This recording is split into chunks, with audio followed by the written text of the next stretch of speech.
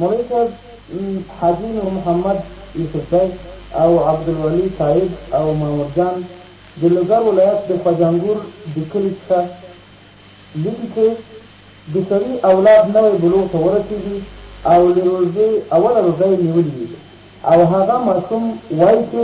دا لومړی روژه ما خپل پلار یا مور ته نیولې ده، نو څه حکم لري؟ حضراتو تاسې په خپله لیکلي دي په دا سوال کې چې دغه الکی بالغ فصل بلوغه و ده ته ماشوم ویل دا تعبیر نه دی شوي، خو مطلب همدا دی چې دا میاشت د رمضان دا یو خصوصیت لري، داسې خصوصیت لري چې دغه تعین د جانبه د عبادو دا نه غواړي. یعنی یو سړی نیت وکړي چې په رمضان کې وایي سبا نفلي روژه نسم،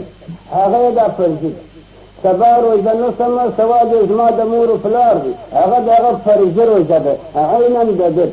یو سړی وایي سبا زه روژه نسم، اما هغه د فروض کال د قضایي نیت پکې وکړي، هغه د قضا پر ځای نه دی، د هغه ادا د رمضان ده، د هغه فرضي روژه ده. یو سړی په رمضان کې نیت کړي د کفارې چې فروض کال فرما کفاره اوښتې ده، یا کفاره د جهار ده، یا کفاره د قتل خطا ده، یا کفاره د یمینو د قسم ده، د کفارې نیت یې وکړي، هغه ټول نیتونه یې لغوه دي لغوه دي لغوه دي. تنها و تنها دغه روژه د ده دغه فرضي روژه ده. نو دغه الکی چې دی بالغ شوی دي او میاشت د روژې ګرد میاشت روژې نیولې دي او زما د مور و پلار دي، هغه د ده هغه نیت هغه نه دی شي په معنا کې شخصا د ده دپاره شوه، یعنې د دغه هلک چې بالغ شول او روژې ونیوې کیسن په نیت د مور و پلار ونیوې، په نیت د مور و پلار نه دي، شخصا دا په رمضانو کې ودرېږي آینده دپاره دی د قضا څخه خلاص وي، دا روژې د ده دي. وایي دغه رمضان